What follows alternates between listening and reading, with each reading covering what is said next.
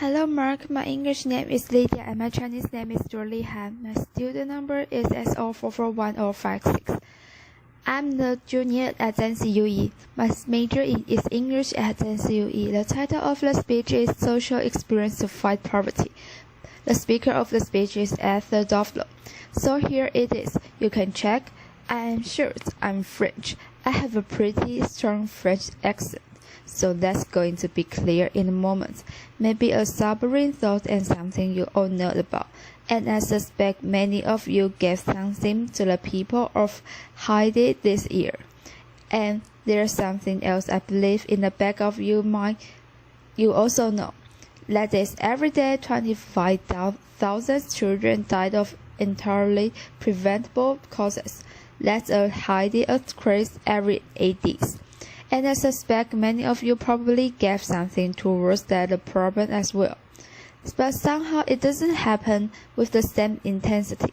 So what is that? Well, here is the thought experiment for you. Imagine you have a few $1 million that you've raised. Maybe you're a politician in a developing country and you have a budget to spend. You want to spend it on the poor. How do you go about it? Do you believe the people who tell you that all we need to do is to spend money? That we know how to eradicate poverty. We just need to do more? Or do you believe the people who tell you that aid is not going to help? On the contrary, it might hurt. It might exacerbate corruption, dependence, etc.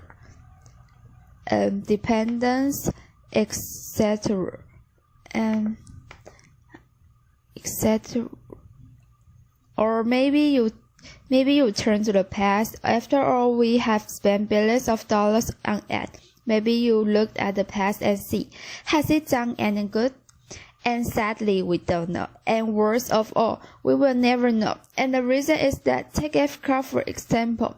Africans have already got a lot of aid. There are the blues bars, and the GDP in Africa is not making much progress. Okay, fine. How do you know what will happen without the aid? Maybe it would have been much worse, or maybe it would have been better. We have no idea. We don't know what the counterfactor is. There's only one Africa. So what do you do? To give the aid and hope and pray that something comes out of it? Or do you focus on your everyday life and let the earthquake every 8 days continue to happen? The thing is, if we don't know whether we are doing any good, we are not any better than the medieval doctors and their leeches. Sometimes the patient gets better, sometimes the patient dies. Is it the leeches? Is it something else? We don't know. So here are some other questions. They're small questions, but they're not that small. Immunization. That's the cheapest way to save a child's life, and the world has spent a lot of money on it, and the Gavi and the Gates Foundations are each pledging a lot of money toward this, and developing countries themselves have been doing a lot of efforts, and yet every year at least 25 million children do not get the immunization they should get. So this is what you call the last mile problem. The technology is there, and the infrastructure is there, and yet it doesn't happen. So you have your minion. How do you use your minion to solve this last mile problem? And here's another question. Malaria. Malaria kills almost 900,000 people every year, most of them in sub-Saharan Africa, most of them under 5. In fact, that is the leading cause of under 5 mortality. We already know how to kill malaria. But some people come to you and say, you have your minions. How about bed nets?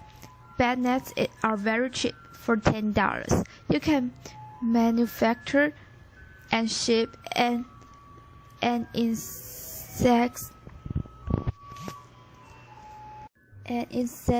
to set treated bed nets, and you can teach someone to use them. And not only do they protect the people who sleep on the land, but they have this great contagion of the disease spread. And yet only a quarter of kids at risk sleep under nets. So societies should be willing to go out and subsidize the nets, give them for free, or for that matter, pay people to use them because of those contingent benefits. Not so fast that other people. If you get the nets for free, people are not going to value them. They are not going to use them, or at least they are not going to use them as bed nets, maybe as fishing nets. So what do? Do you give the net for free to maximize coverage, or do you make people pay in order to make sure that they really value them? How do you know? And a third question, education. Maybe that's the solution. Maybe we should send kids to school. But how do you do that? Do you hire teachers? Do you build more schools? Do you provide schools lunch? How do you know? So here's the thing. I cannot answer the big questions, whether ad did any good or not, but there's these three questions I can answer them. It's not the Middle Ages anymore. It's the 21st century.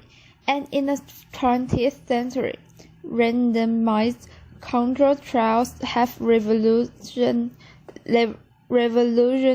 medicine by allowing us to distinguish between drugs that work and drugs that don't work. And you can do the same randomized control trials for social policy. You can put social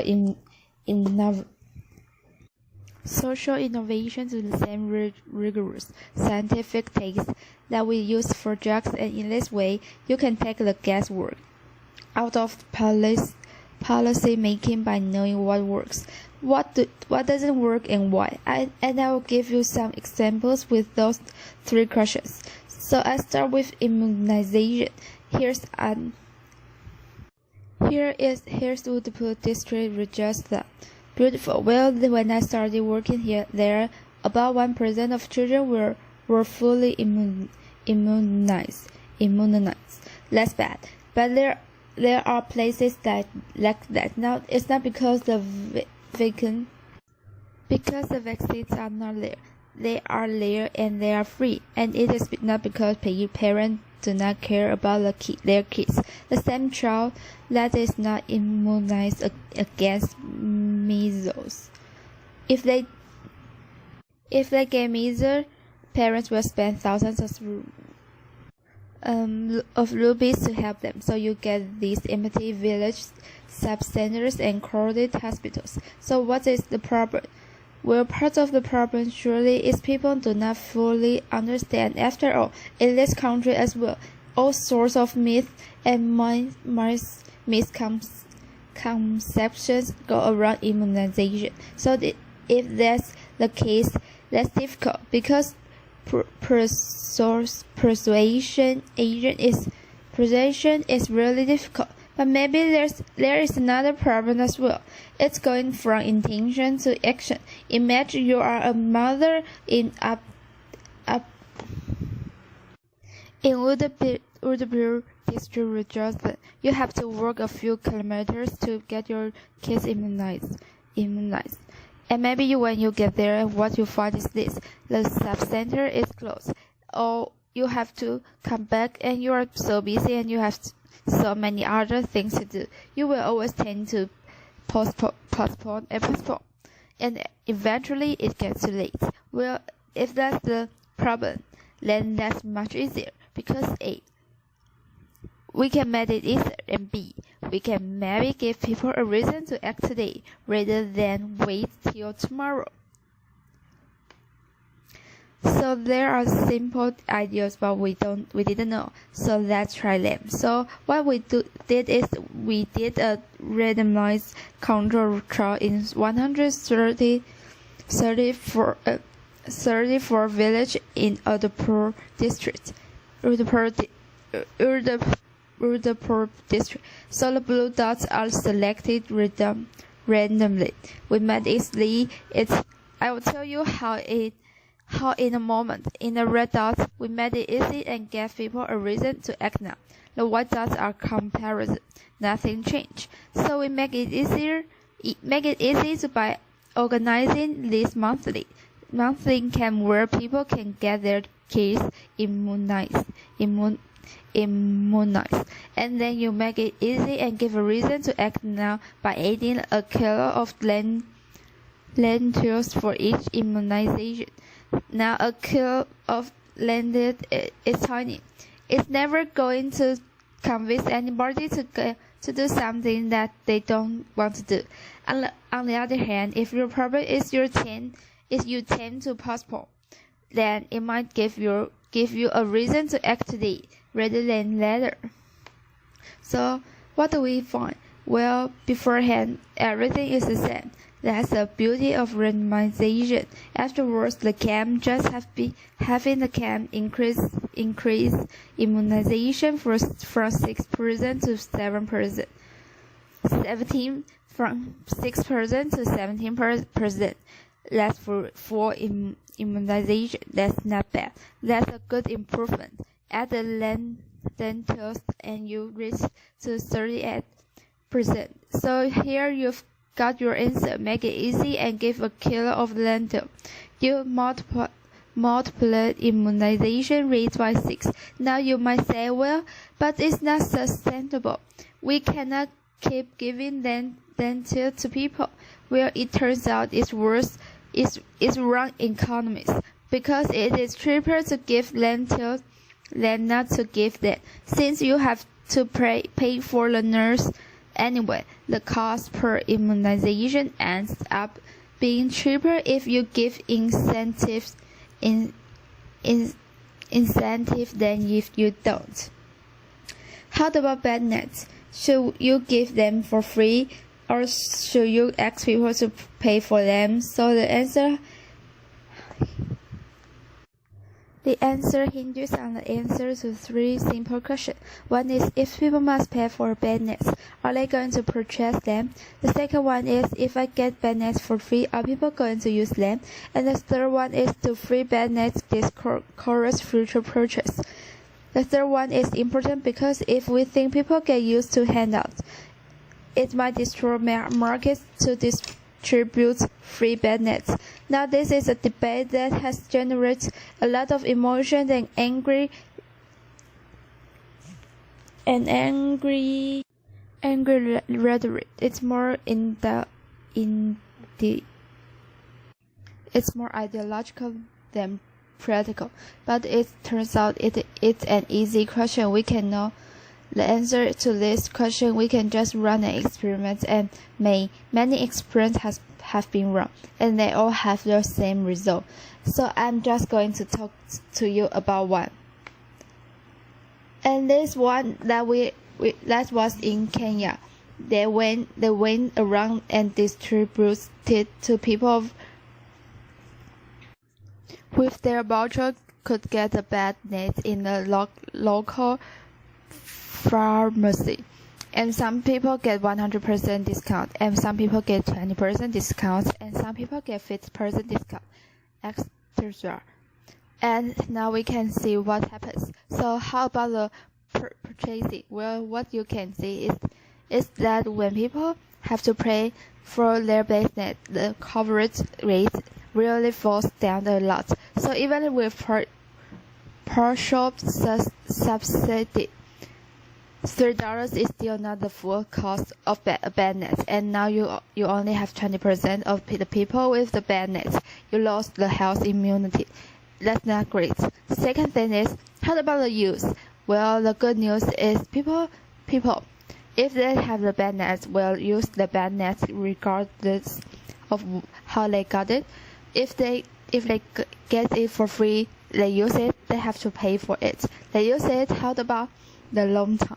How about the long term? In the long term, people who got the free bed nets one year later or were offered offered the option to purchase a bandmate at $2, and people who got the free one were actually more likely to purchase the second one than people who didn't get the free one. So people do not get used to handouts, they get used to needs. Maybe we need to give them a little bit more credit. So that's for bandmates. So you will think, that's great, you know how to immunize kids. You know how to get bandmates. But what politicians need is a range of options. They need to know, out of all the things I could do, what is the best way to achieve my goals. So suppose your goal is to get kids into schools.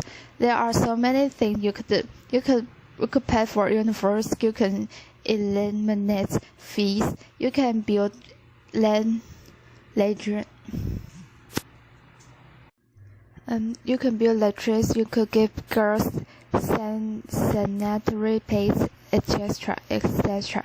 So what's the best? We are at some level we think all of things these things should work. So is that sufficient?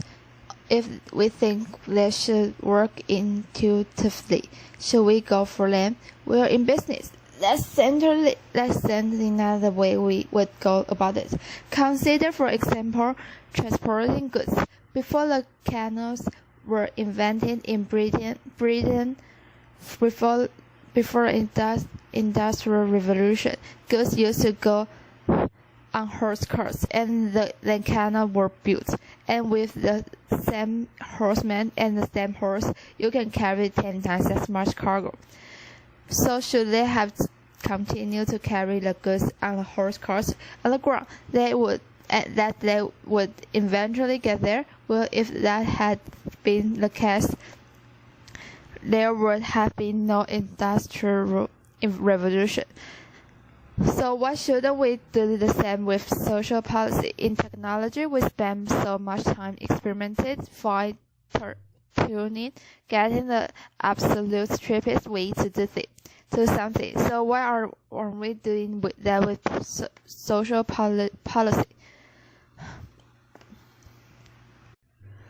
Well, with experiments, what you can do is answer a simple question. Suppose you have $100 to spend on various interventions. How many extra years of education do you get for your $100? Now I'm going to show you what we get with the various education intervention.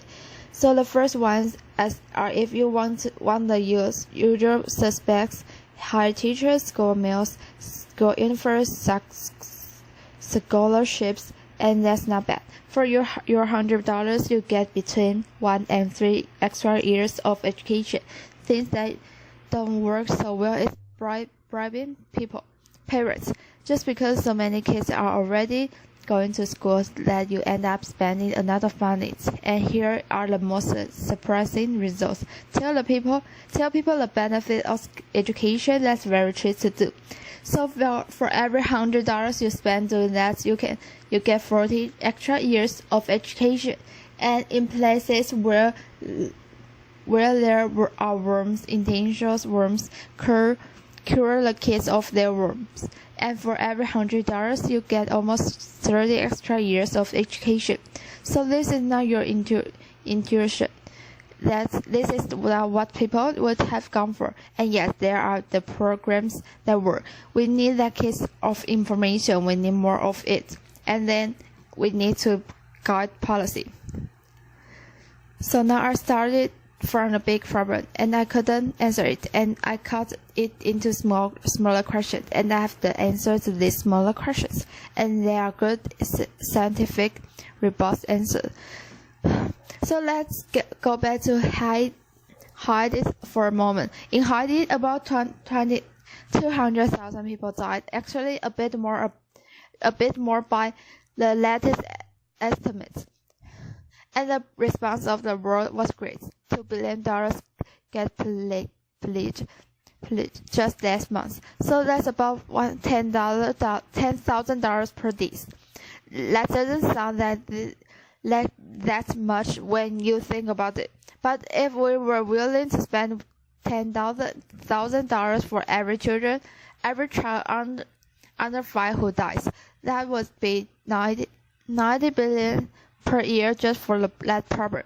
And yet it doesn't happen. So what is that? Well, I think what part of the problem is that in Haiti, although the problem is huge, somehow we understand it is localized.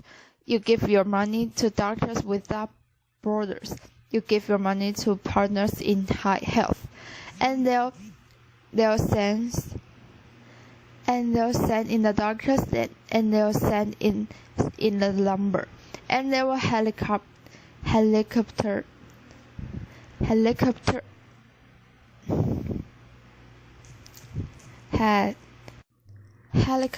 things out and the problem of property is not like that. So first, it's mostly invisible.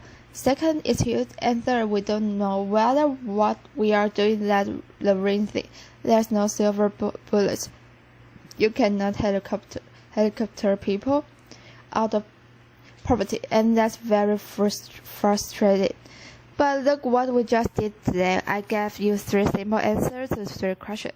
Give lendings to immunize people, provide free bed nets, deworm children with if immunization or bed nets, you can save a life for $300 per life saved. With deworming, you can get an extra year of education for $3. So we cannot eradicate poverty just yet, but we can get started, and maybe we can get started as well with things that we know are effective. Here's an example of how this can be powerful. Deworming worms have a little bit of a problem grabbing the headness. They are not beautiful and don't kill anybody. And yes, when the young global leader in Davos showed the numbers I gave you, they started to deworm the world. And thanks to deworm the world and the efforts of many country governments and foundation, 20 million school-aged children get dewormed in 2009. So this evidence is powerful. It can prompt action. So we should get started now. It's not going to be busy. It's a very slow process. You have to keep experimenting, and sometimes the logic has to be trumped by practicality, and sometimes what works somewhere doesn't work elsewhere.